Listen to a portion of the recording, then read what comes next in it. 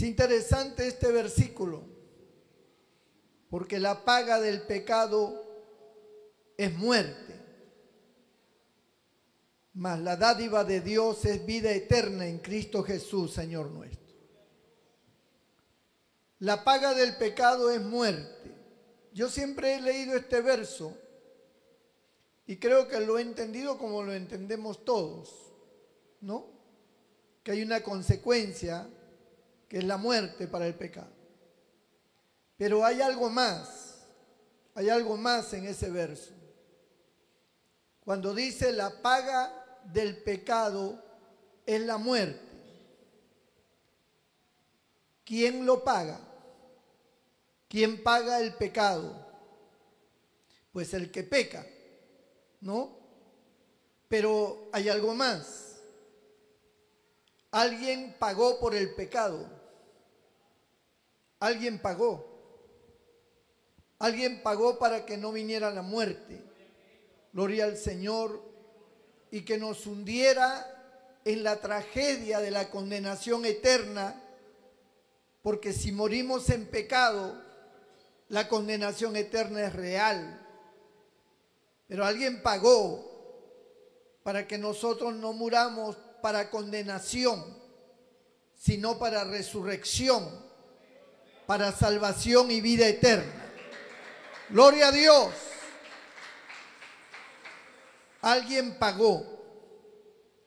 Cuando Adán y Eva pecaron, ocurrió un hecho muy interesante. Después del pecado ellos descubrieron varias cosas.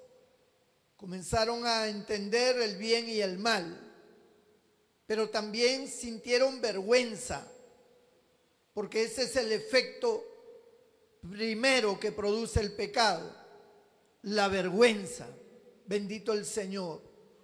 Sintieron vergüenza porque estaban desnudos y ellos nunca habían sentido vergüenza.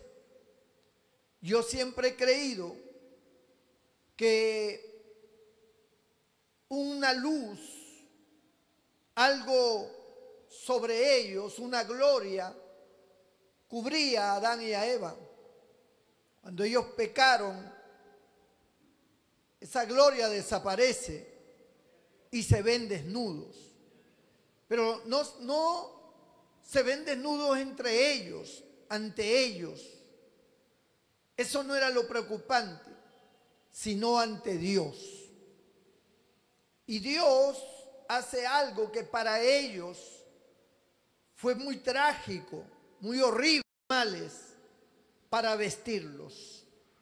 Porque la Biblia dice que el Señor vistió con túnicas de pieles, con túnicas de animales, vistió a Adán y a Eva. Y para hacerlo tuvo que sacrificar, tuvo que matar estos animales para cubrir la vergüenza que ellos sentían, porque ellos habían agarrado hojas de plantas y se habían hecho delantales, se habían cubierto con hojas, pero las hojas no eran suficientes. Así que Dios le dio túnicas de pieles. Sacrificó, por lo tanto, o uno o dos animales para cubrir a Adán y a Eva. Allí empieza el primer sacrificio, gloria a Dios, para cubrir la vergüenza del ser humano que había pecado. Y póngase usted a pensar un momento.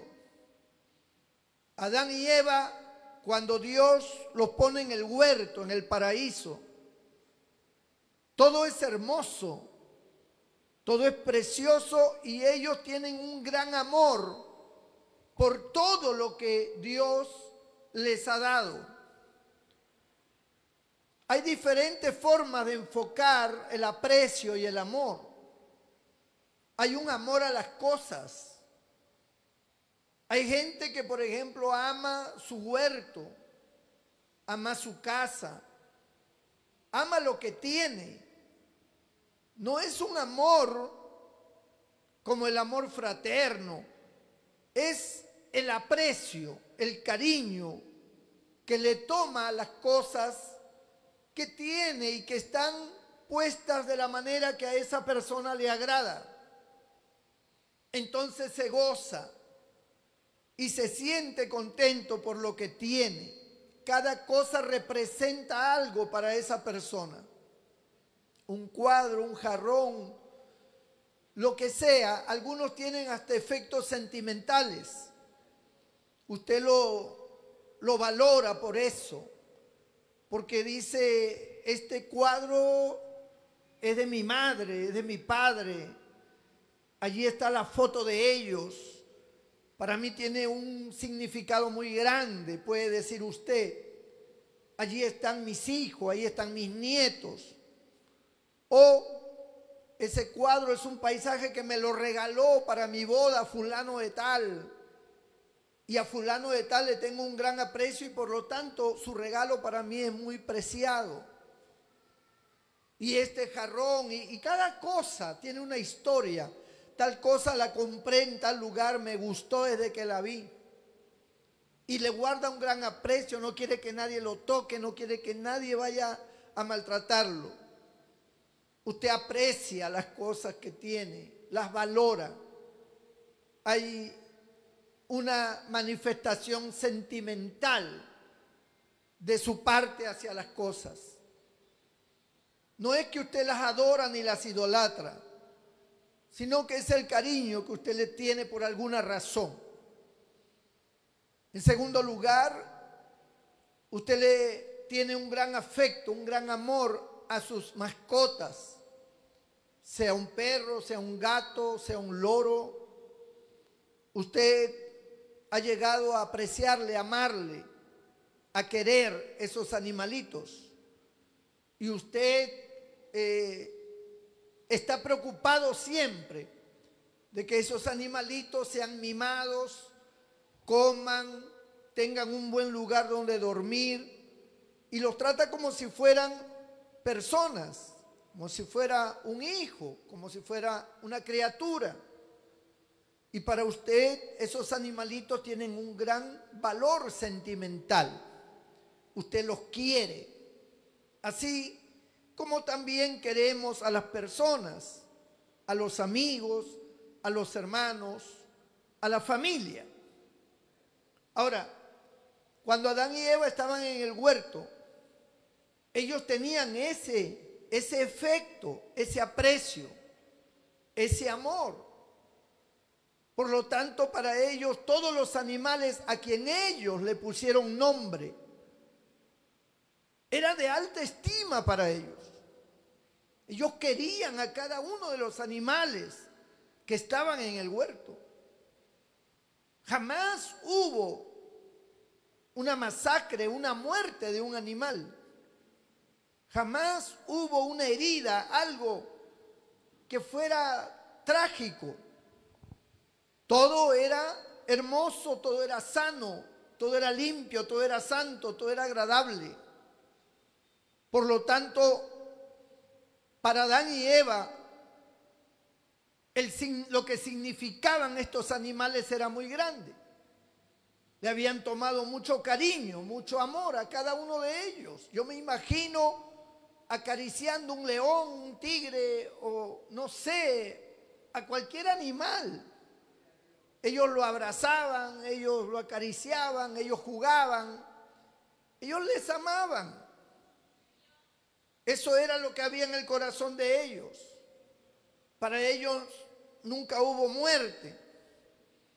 Pero cuando ellos pecaron y vino la muerte espiritual primeramente y posteriormente la física, digo posteriormente porque en ese momento no murieron físicamente. Tuvo que haber un proceso de degeneración celular en la cual llegaba a un punto donde ya perdían totalmente el vigor. Entonces, cuando ellos pecaron y el Señor los cubrió con estas pieles de animales, que no se sabe qué tipo de animales eran, Dios tuvo que haber sacrificado delante de ellos a estos animales. Tiene que haber sido horrible para ellos. Tiene que haber sido algo muy trágico ver cómo estos animales morían y que Dios tejiera o hiciera estos trajes, estas túnicas para vestirlos a ellos. Bendito sea el Señor. Pero vieron el sacrificio de esos animales. Y esos animales fueron sacrificados con el propósito de cubrir la vergüenza de estos dos. Así empieza el primer sacrificio en la historia de la humanidad para tapar, cubrir la vergüenza del pecado del primer hombre y de la primera mujer. A raíz de allí, siempre fue vergonzoso el pecado, hasta los días de hoy. La vergüenza que causa el pecado es algo que no se puede medir porque está dentro de nuestra conciencia. Cuando nosotros hacemos algo malo, de acuerdo a la gravedad del hecho, nos consumimos en vergüenza. En vergüenza para nosotros los cristianos, primeramente ante Dios y en segundo lugar ante las personas. Porque a nadie quiere que las personas se enteren de su pecado. Si las personas se enteran de su pecado, usted siente una vergüenza muy grande, una tribulación en su interior. Hay una angustia, un dolor. Se siente afrentado. Se siente que no tiene cara para salir a la calle. No quiere mirar a nadie a los ojos. Está avergonzado, avergonzada por lo que hizo. Y esto ha salido a la luz. Y ahora no sabe cómo ocultar, justificar o evitar esa situación. Sin embargo, ya el pecado se hizo y ya las consecuencias están. Y ahora está la vergüenza y es como una mancha en usted. Una mancha, como una cicatriz, una herida que está en usted. Bendito el nombre del Señor. ¿Y esto qué genera, amados hermanos? Esto genera una situación muy triste, porque el cuerpo humano actúa en base a lo que siente, actúa en base a lo que está en ese momento sucediendo en sus emociones. Cuando sus emociones están entristecidas por causa del pecado, todo su cuerpo decae. Aparece la enfermedad, aparece un dolor de cabeza muy horrible. Algunos tienen hasta vómitos, otros sienten que no tienen fuerzas. Hay una debilidad en su cuerpo. Aparte de la vergüenza interna, aparte de la acusación que tienen también por dentro, no están aptos ni ante los ojos de Dios ni ante los ojos de los demás. Bendito sea el nombre del Señor.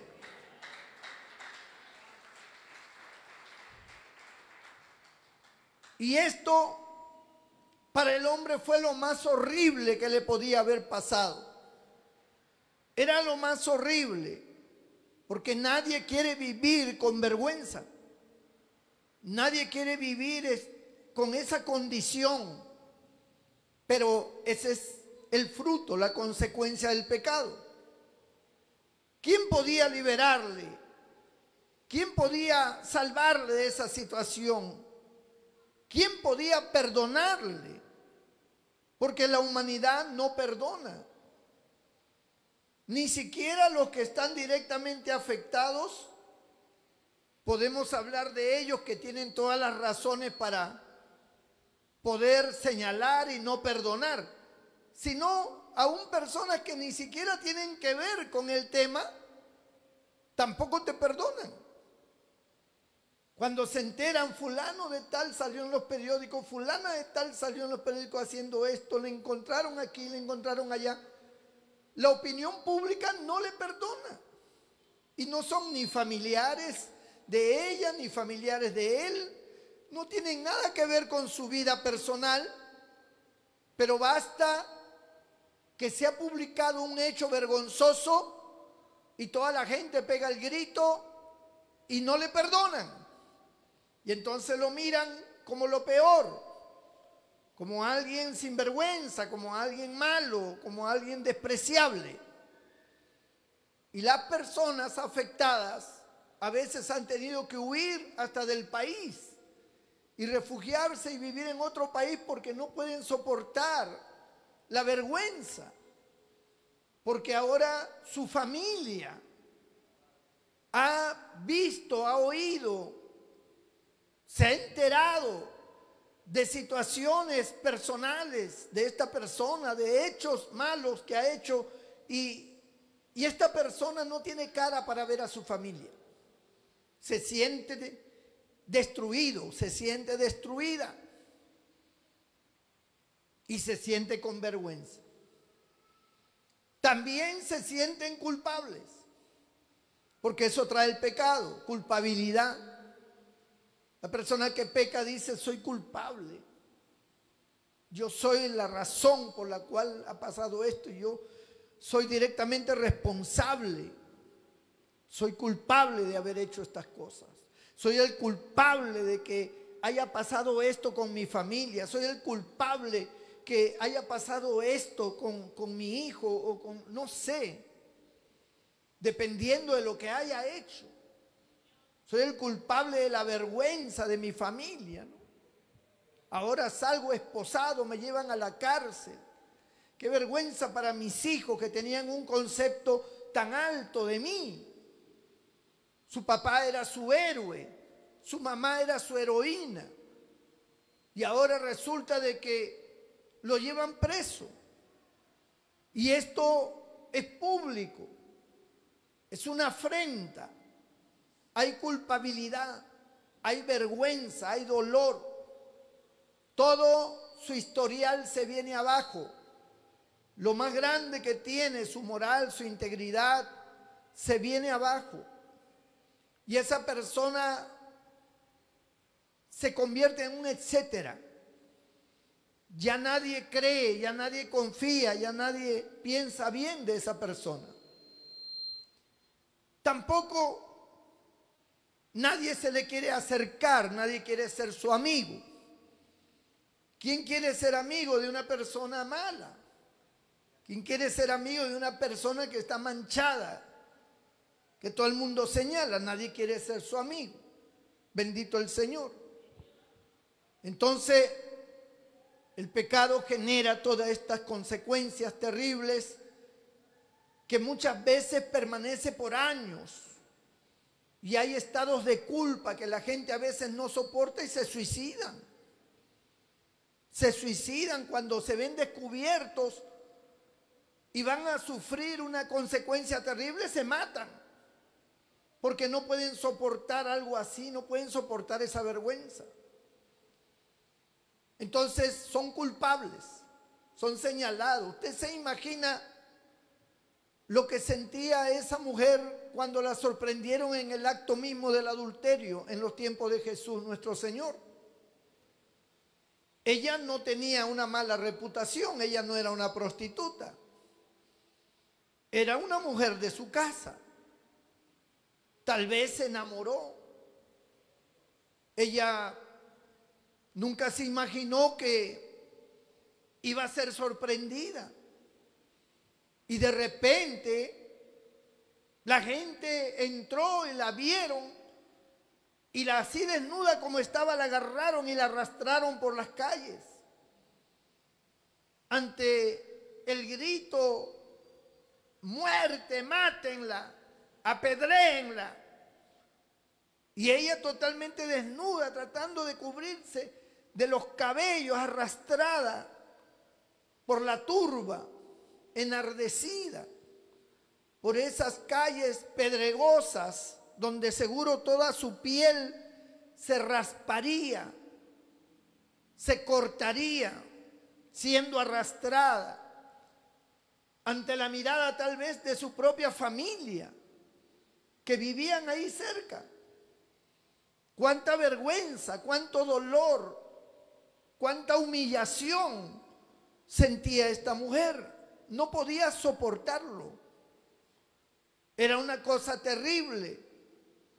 Ella sabía que era culpable, pero era la vergüenza la que no podía soportar, hasta que la tiraron allí al lado del Señor. El Señor estaba sentado y ella cayó de rodillas allí tratando de cubrirse, llorando en una vergüenza total. No quería ni levantar la cabeza. Toda la gente alrededor esperando que el Señor diera la palabra de muerte. Hemos hallado a esta mujer en el acto mismo del adulterio, y la ley señala que debe de morir apedreada. ¿Tú pues qué dices? Pero el Señor no respondía.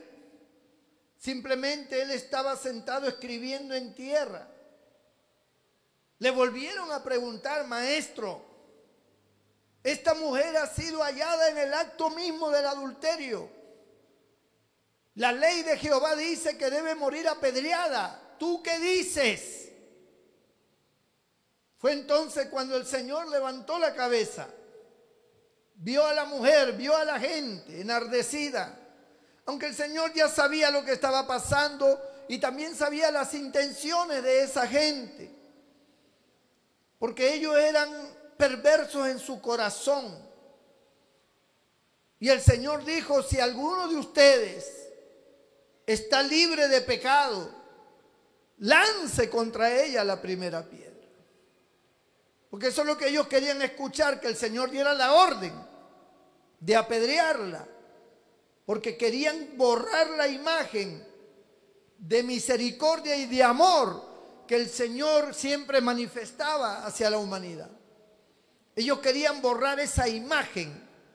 A ver qué tan amoroso, tan cariñoso. A ver, vamos a ver. Pero el Señor no rompió la ley, no violó la ley. Simplemente les dijo: el que de vosotros esté sin pecado, lance contra ella la primera piedra. Aquella mujer estaba bajo la cubierta de la vergüenza. Estos hombres y mujeres que estaban allí en aquella calle, que eran pecadores también, de diferentes formas de pecados. Ellos no sentían la vergüenza porque sus pecados estaban tapados, porque sus pecados no estaban a la luz como el que pasaba con el de la mujer. El pecado de la mujer salió a la luz, pero el de ellos no había salido a la luz, estaba guardado, estaba tapado. Y por lo tanto ellos actuaban como grandes defensores de la justicia y de la ley, cuando también eran pecadores. Pero ellos miraban el pecado de la mujer y no miraban sus propios pecados. Pero cuando el Señor les dice: el que esté libre de pecado, lance contra ella la primera piedra, dice que el Espíritu de Dios comenzó a trabajar en la conciencia de cada uno de ellos. Ellos se vieron sucios. También se dieron cuenta que eran pecadores y se sintieron indignos de tirar la piedra, porque la mirada del Señor iba sobre cada uno de ellos. Era una mirada fulminante, era una mirada como diciendo: yo te conozco, yo sé lo que tú haces. Tú lo tienes oculto, nadie lo sabe, pero yo sí lo sé. Yo lo veo. Yo conozco todo. Alabado sea el nombre del Señor. Pasas desapercibido o desapercibida como una buena persona, pero no lo eres. Entonces, desde el mayor hasta el menor, soltaron las piedras que habían tenido ya en la mano y se comenzaron a retirar silenciosamente, uno por uno, de tal manera que solamente se quedó el Señor y la mujer en medio de esa calle. Cuando el Señor volvió a levantar la cabeza y miró a la mujer, le dijo: ¿dónde están los que te acusaban? ¿Ninguno te condenó? Y entonces ella dijo: ninguno, Señor. Pues ni yo te condeno. Vete y no peques más. Esas palabras del Señor eran palabras de perdón. Porque cuando Él dice: ni yo te condeno, está diciendo: yo que tengo la autoridad para condenarte, yo que puedo condenarte, no te condeno. Te perdono, vete y no peques más, te perdono, es lo que le está diciendo. No importa lo que has hecho, te perdono, lo paso por alto. Las palabras de perdón, cuando salen de la boca de Dios, cuando emana del corazón lleno de amor de Dios hacia una persona, quita la vergüenza, quita la culpa, libera el corazón, libera el alma, libera la mente. Alabado sea el nombre del Señor. Un hombre puede decir te perdono, pero no se sabe si lo estará diciendo de verdad o no. Pero cuando Dios dice tus pecados te son perdonados, automáticamente se produce un efecto dentro de esa persona. El efecto de que la culpa es quitada y el alma lo siente, el cuerpo lo siente. La vergüenza es quitada, desaparece ese estado, esa angustia, ese dolor, se va de la persona.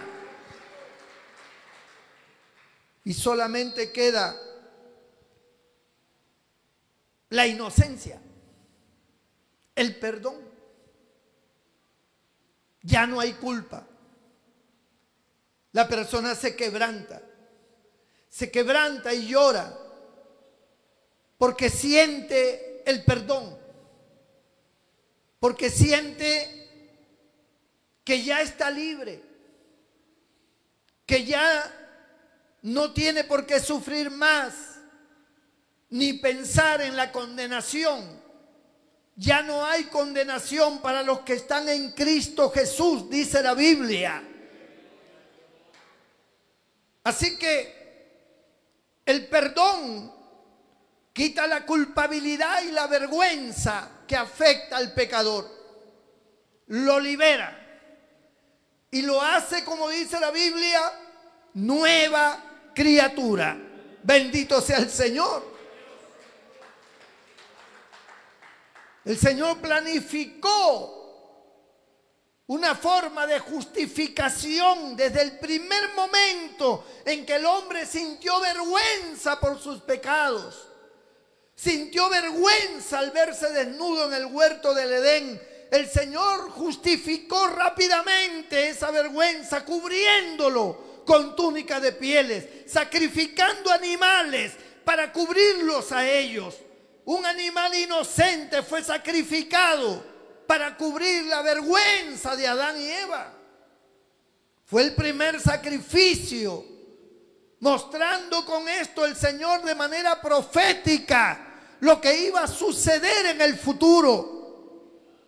Porque el Señor lanza su promesa y señala a Satanás diciéndole: esta te herirá en la cabeza y tú le herirás en el calcañal, pero te aplastará la cabeza. Y el Señor hablaba del triunfo mesiánico, del Salvador que iba a venir a través de una mujer. ¿Y por qué se menciona a través de una mujer? Porque era la única forma de que pudiera venir al mundo. No había otra forma en que el Señor apareciera en el mundo. tenía que ser a través de una mujer. Y este caso fue María.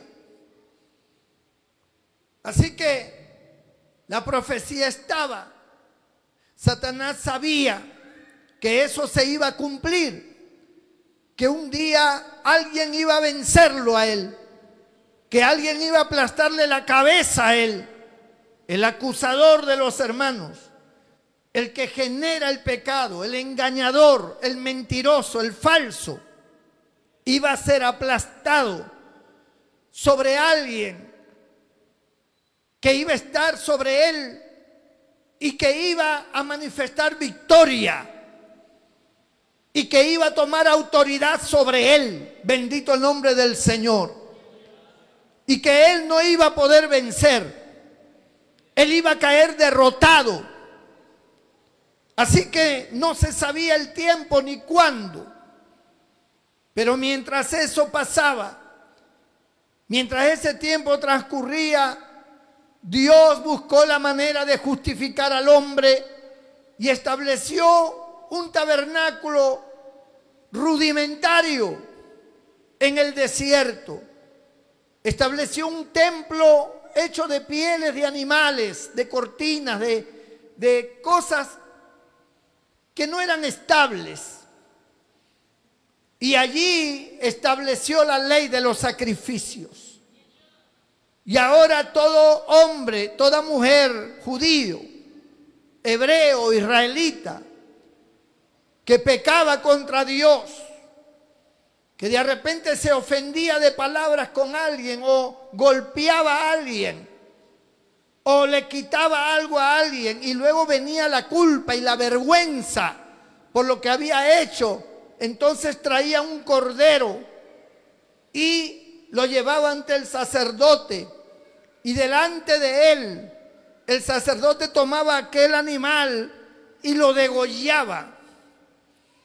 Y entonces la sangre que brotaba inmediatamente era tomada y era rociada sobre el pecador. Un inocente carnero, oveja o cordero era asesinado, era muerto, degollado, para poder cubrir la vergüenza y la culpa de ese hombre o de esa mujer.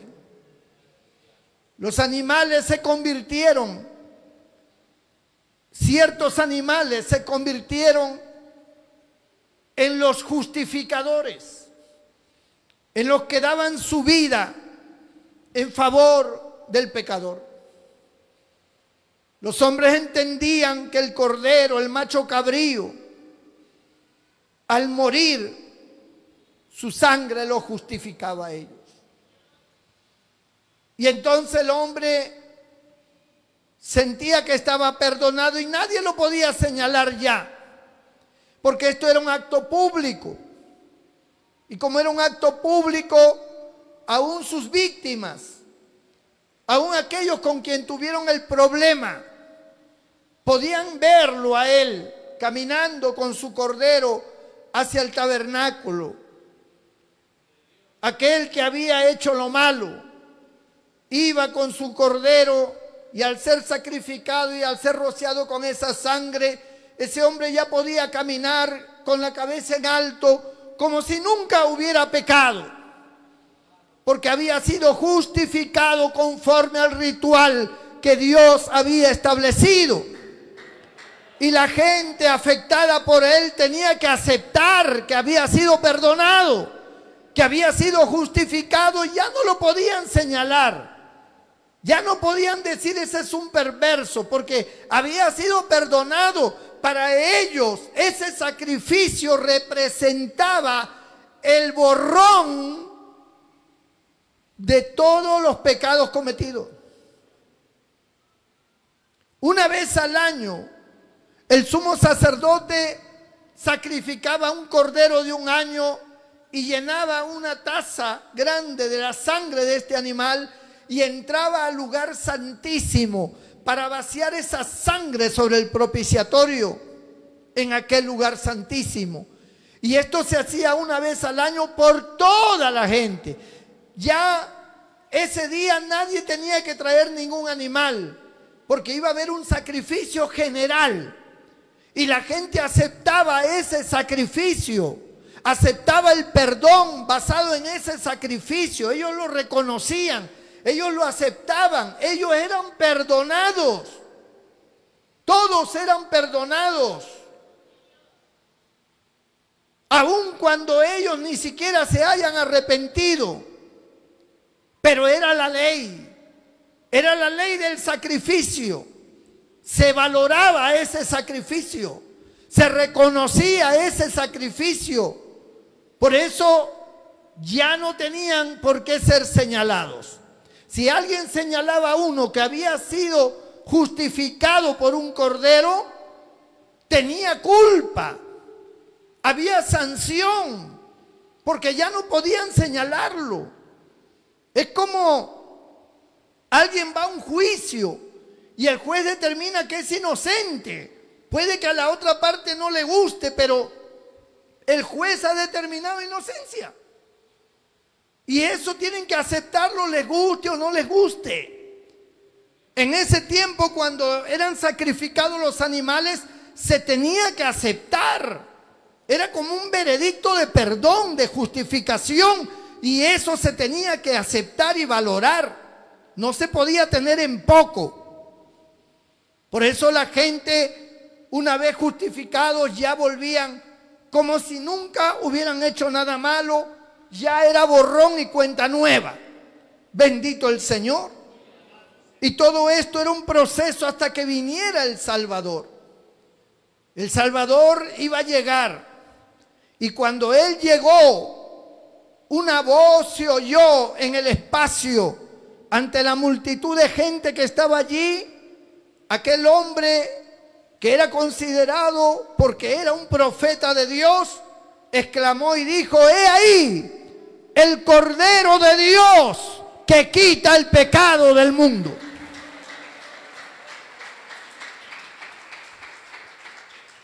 El pecado tiene un precio. El precio es la muerte. Y cuando se habla de muerte, se habla de condenación eterna. La paga del pecado es la condenación eterna, es la muerte espiritual, es la separación total de Dios. Así estaba estipulado. Pero cuando Cristo, el Cordero de Dios, vino, Él vino a pagar el precio. Y dice en el libro de Hebreos que Él, cual sumo sacerdote, no entró en el templo hecho por manos humanas, en ese templo terrenal, ni en ese lugar santísimo terrenal del tabernáculo, sino que subió al mismo cielo, y no con sangre ajena, no con sangre de animales, sino con su propia sangre. Y con su propia sangre satisfizo al Dios justo y soberano. Y con esa sangre Él pagó el precio para liberar de la muerte a toda la humanidad, pasado, presente y futuro. ¡Gloria a Dios! Cuando la Biblia dice: y subiendo a lo alto llevó cautivo la cautividad, está diciendo a toda esta gente que desde Adán hasta Noé murieron en el diluvio, los que no conocieron la ley, toda esta gente por mi muerte, por mi sacrificio, son perdonados. Y subiendo a lo alto llevó cautivo la cautividad. Él perdonó al pasado, al presente y al futuro. Él descendió a las partes más bajas de la tierra para que reconocieran que Él era el Salvador prometido. Aquellos hombres que habían muerto por la causa del Salvador, por la causa de la promesa, Él se presentó y dijo: yo soy por el cual ustedes formaron la nación de Israel, por el cual ustedes vagaron por el desierto, por el cual ustedes hicieron los sacrificios, por el cual ustedes honraron a Dios antes del diluvio. Ustedes, como Noé y todos los demás, su familia, Él se apareció y los llevó, los justificó, los perdonó. Hoy en día, la gente sufre la vergüenza del pecado, porque hoy es muy difícil tapar el pecado. La tecnología, los sistemas, el control, la supervisión sobre las personas es cada vez más fuerte. Es muy difícil tener intimidad. Es muy difícil poder vivir sin que nadie te esté vigilando, sin que nadie te esté observando. Hay gente que te graba, hay gente que busca la manera de saber de ti. Hay gente que indaga tu vida, tu pasado. Hay gente que publica tu vida. Hay gente que habla de ti. Hay gente que transmite, pueden ser verdades o mentiras, no importa. Transmiten tu nombre, transmiten tu apellido, transmiten tu familia. Ellos hablan cuando te quieren hacer daño, utilizan los sistemas que son aquellas formas en que se puede llegar a las masas, como la internet y los diferentes programas que existen, como el Facebook, el Instagram o cualquier otro tipo de medio por el cual se hace pública a las personas. Ellos pueden sacar algo de ti. Ni siquiera saben qué pasó, por qué fue, ni cómo fue. Lo que importa es dañarte y lo que importa es publicar tu vida. Si tú tienes un problema con alguien, lo primero que hacen es investigarte para descubrir alguna cosa mala, porque ellos quieren contrarrestar tu verdad haciéndote quedar mal con tu pasado. ¿Y quién no ha tenido un pasado? ¿Quién no ha tenido una situación adversa? ¿Quién no ha cometido algo que a lo mejor fue vergonzoso? Todos de una u otra forma. Hay un pasado, hay algo que no se comenta, que no se habla, pero que sucedió en tu vida, pasó en tu vida, sea cuando hayas sido joven, sea cuando estabas en edad madura, como quiera, o sea cuando fuiste niño, como quiera que sea. Y eso viene desde los tiempos de Cristo, cuando esa gente comenzó a indagar sobre la vida de nuestro Señor y le llamaron: nosotros no somos hijos de fornicación como tú. Tú eres hijo de fornicación. ¿Sabes lo que le estaban diciendo? Tú eres un bastardo, porque tú no eres hijo de tu padre José. No sabemos de quién eres hijo. Pero ahí hubo una fornicación. Tu madre fue una fornicaria, porque tú no eres hijo de José. Eso se lo dijeron en su propia cara. Y el Señor no soportó la indignación y le dijo: vosotros sois hijos de vuestro padre el diablo, porque hay maldad en ustedes. Porque cuando ustedes indagan, cuando ustedes expresan esto, lo que manifiestan es perversidad y maldad, un deseo de hacer daño. Eso es lo que hay en sus corazones. En sus corazones no hay misericordia, no hay perdón. En sus corazones no hay el deseo de entender que hay una vida intachable, que hay un propósito, que hay un amor, que hay una palabra de Dios, que hay una presencia divina entre ustedes. Eso ustedes no lo ven. Ustedes lo que ven es lo malo y buscan lo malo para poder sacarlo a la luz, porque quieren justificar sus pecados, porque de alguna manera quieren hacer ver que ustedes tienen razón y el que está mal es él. Hijos de vuestro padre el diablo son. Pero ellos le buscaron, le indagaron, porque hubo el rumor. ¿Cuánta gente no saca conclusiones de los rumores? Yo he escuchado tal cosa, a mí me han dicho tal cosa. Yo he oído así y asá. Dicen que esto, dicen que lo otro.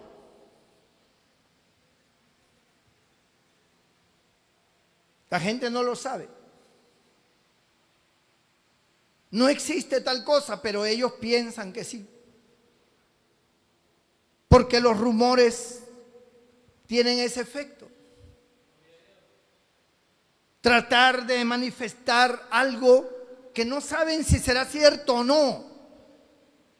Algunos dicen, bueno, no me consta, pero dicen, si no te consta, ¿para qué lo dices? ¿Para qué lo hablas si no te consta? Si no tienes pruebas, si no te consta, ¿por qué lo hablas? Lo hablas porque en tu corazón hay maldad, porque te gusta sacar las cosas de otras personas, pero tú no tienes la autoridad para lanzar la piedra porque tú mismo también tienes tus cosas y están tapadas. Bendito sea el nombre del Señor. Entonces, este sistema de vida, esta condición de vida que tenemos en este mundo moderno, donde la ciencia, la tecnología ha avanzado tanto, que se puede ver a través de las paredes, que se puede escuchar a distancia con un dispositivo, te lo ponen y apuntan hacia tu casa y pueden escuchar todo lo que tú hablas, todo lo que tú conversas, pueden interceder tus teléfonos, pueden hackearte, pueden hacer tantas cosas, pueden alterar palabras en tu mismo Facebook, pueden cambiar cosas, ahora la tecnología se presta para todo. Pueden poner imágenes y cortarlas y pegar con otros que parece que fuera así. Te pueden unir con otra persona porque tú estás solo, pero te ponen una persona allí como si tú le estuvieras besando o abrazando. Porque la tecnología se presta. Entonces todos vivimos bajo la sombra vulnerable de nuestra vida privada. Casi no tenemos vida privada. Peor si eres una persona pública. Una persona pública sufre, su peor enemigo es que su vida particular, su vida privada va a estar en la boca de todo el mundo. Si tú quieres lograr algo importante y eres una persona pública, te van a sacar hasta lo que no sabes. Cosas que ni siquiera son ciertas, pero te van a sacar. Y cosas ciertas que tuvieron su razón de ser, pero te la van a sacar. Un día en un juicio que le estaban haciendo a una persona que era inocente, el abogado de este hombre inocente trajo un testigo a favor, que testificó en favor del inocente. Cuando le dieron la parte al fiscal, que era el que protegía al otro, le dice: señor, ¿usted vivió alguna vez en tal lugar? Dijo: sí. ¿Y usted conoció a una menor de edad, fulana de tal? Y él se quedó callado. Dijo: ¿la conoció o no la conoció? Sí, la conocí. ¿Y no es verdad que usted la violó? Dice: no, no fue así. Diga si es cierto o no. No, es que no es así. ¿No es verdad que hay una condena que usted sufrió por eso y que está aquí en este documento legal del juez que lo condenó? Diga sí o no. Bueno, sí, es todo. Pero al final del juicio, el abogado del inocente comenzó a explicar y a decir: a veces queremos escuchar lo que queremos escuchar. Como el caso de fulano de tal, aquel que había sido condenado por violación supuestamente. El fiscal dice que él tuvo una condena por violación. Pero eso no fue así. Solamente han sacado la parte complicada, pero no han sacado el contexto. No fue una violación, fue consentido porque estaban ambos enamorados, solo que ella era menor de edad. Pero ambos estaban enamorados y ambos consintieron la relación. Cuando fueron descubiertos por ser el mayor de edad, lo condenaron, a pesar de que la muchacha decía que ella había consentido y que ella lo amaba. Sin embargo, el juez lo condenó, pero después que él salió bajo fianza, se casó con esa muchacha porque se amaban. Y hasta el día de hoy es su esposa y tienen 4 hijos. Las cosas no son como se enfocan, no son como se dicen. A veces queremos escuchar lo que queremos escuchar. Damos crédito a lo que queremos dar crédito. Pero no sabemos la realidad. No conocemos la verdad. No entendemos. Pero nos prestamos.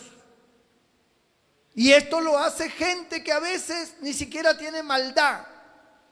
Pero como vivimos en un mundo donde el chisme está a la orden del día y el deseo de saber de las personas qué es lo que hacen está allí como un morbo. Aún aquellos que no tienen deseo de hacer daño hablan sin darse cuenta que están continuando la cadena del daño. Y otros actúan con perversidad, indagando, buscando, tratando de encontrar cosas, porque quieren descubrir algo. Amados hermanos, todo eso trae vergüenzas. Porque cuando la gente empieza a indagar tu vida y descubren ciertas cosas que pueden ser magnificadas, sacadas de contexto, no son como parece, pero las magnifican, las transforman, parece verdad. Y entonces la gente comienza a tener una opinión, pero ¿cuál es el problema? El problema es la vergüenza que tú sientes.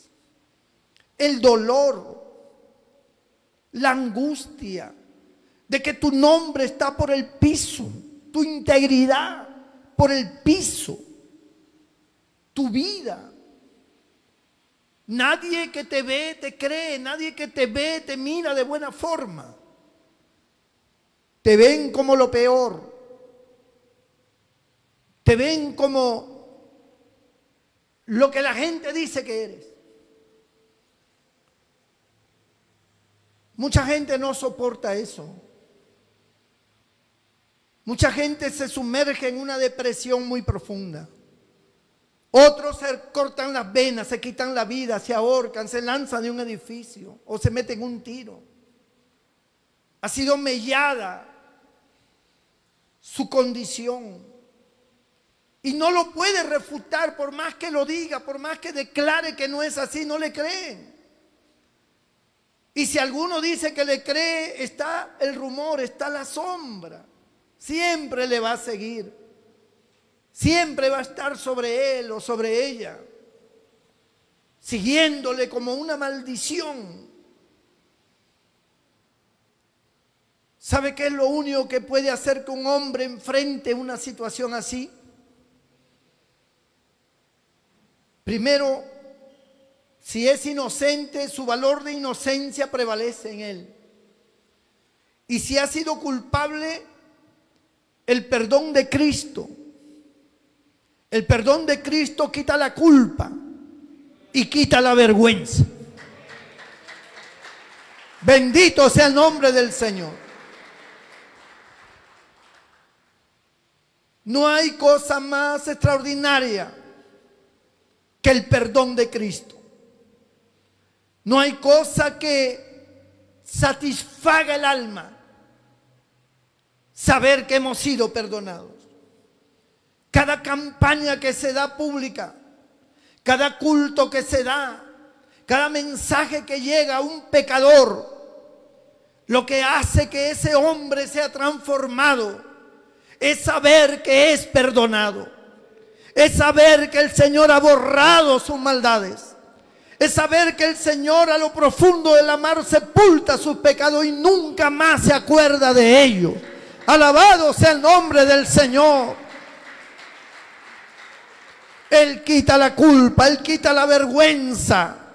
No hay nada más maravilloso que venir a Cristo y refugiarse en su presencia y sentir que esa sangre te limpia de todo pecado, porque Él pagó ese precio, el precio de su muerte, de su sangre, para redimirnos, para salvarnos. Ahora con tan solo creer en Él somos libres, somos hechos nuevas criaturas, somos perdonados, somos santificados, hemos vuelto a la vida. Ha sido levantada nuestra condición, porque el Señor dice: sobre una roca te pondré en alto.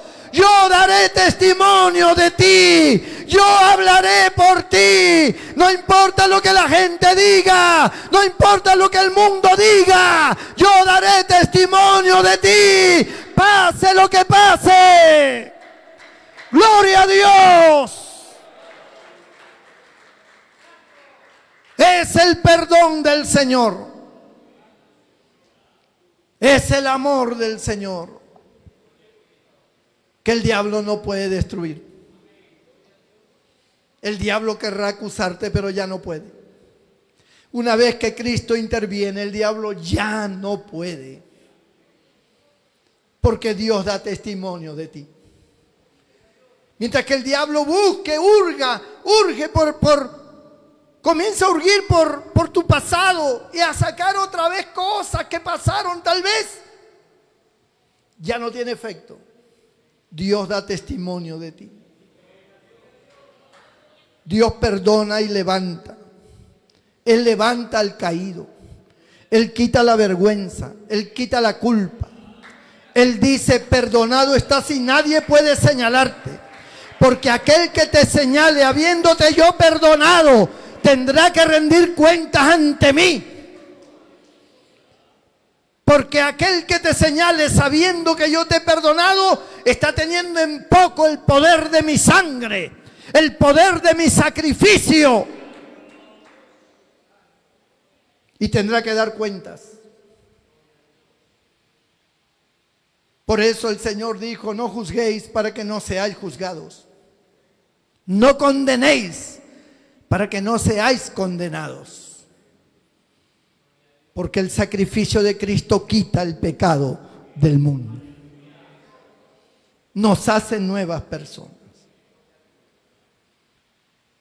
Yo no sé cuál es la condición que usted tiene, pero Dios sí sabe. No sé cuáles son sus pecados ocultos, pero Dios sí lo sabe. Pero basta un sincero arrepentimiento. Basta un pedirle perdón a Dios. Y entonces la sangre de Cristo te limpia. Y eres regenerado. Y tu culpa es quitada. Ni siquiera tu conciencia puede acusarte ya. Porque el Señor limpia tu conciencia. Él te limpia de toda culpa y quita la vergüenza. Ya no tienes que andar como enlutado. Ya no tienes que pensar: ¿qué dirá la gente de mí? Yo hice mal y seguramente siempre me sacarán eso, porque hay gente que siempre te saca cosas del pasado. Hasta tu misma esposa, tu mismo esposo, que conoce tus faltas, que conoce tus debilidades, te las saca en un momento de cólera. ¿Sí? Porque ¿qué? ¿Qué me vienes a mí a hablar de santidad y me vienes de la iglesia? Si tú has hecho esto, ¿tú te acuerdas o no te acuerdas? Pero el Señor te perdona. Y las personas pueden decir: sí, es verdad, pero yo me arrepentí, Cristo me perdonó. Y Él me lavó con su sangre. Y Él sepultó mis pecados a lo profundo del mar y nunca más se acuerda de ellos. Y si tú me sacas eso otra vez, tú le darás cuenta a Dios. Tú le darás cuenta a Dios por lo que estás diciendo, porque el Señor ya no ve eso, Él lo borró. Tú estás haciendo en poco la sangre de Cristo. Ten cuidado con lo que hablas. Ese es el poder de Cristo. Yo quiero orar por ti, para que esa sangre te cubra, te limpie, te santifique. Inclina tu rostro y cierra tus ojos allí donde estás.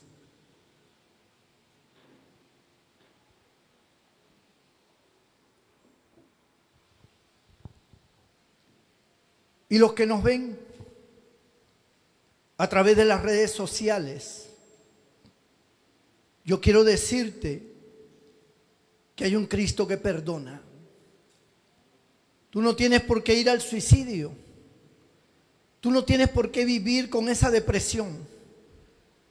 Tú no tienes que estar más con ese estado de culpa y con esa vergüenza en tu vida.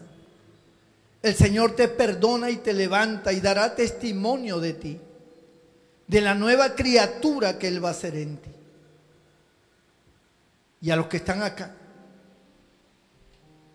el Señor quiere obrar en sus vidas con amor, con compasión, con misericordia. Si hay alguna vida de las que están aquí en el templo que quiera que yo haga una oración por usted, allí donde estás, levanta tu mano, yo haré una oración por ti. Dios te bendiga, Dios te bendiga, Dios te bendiga, Dios te bendiga, Dios te bendiga, Dios bendiga esas vidas, Dios te bendiga. Todo el que levantó su mano, póngase de pie ahí mismo en su sitio y cierre sus ojos. Y los que nos ven, igualmente, cierra tus ojos donde estás, porque voy a orar para que el Señor te perdone de todo pecado y nunca más la tristeza venga a tu vida. Con sus ojos cerrados, pídale perdón al Señor. Dígale: es verdad, Señor, yo he hecho cosas malas, me arrepiento de él, me arrepiento, perdóname, sálvame, Señor, cambia mi vida, dame una nueva oportunidad, levántame, da testimonio de mí. Mientras tú se lo dices, toda la iglesia se pone de pie y me ayuda a orar por todas estas vidas.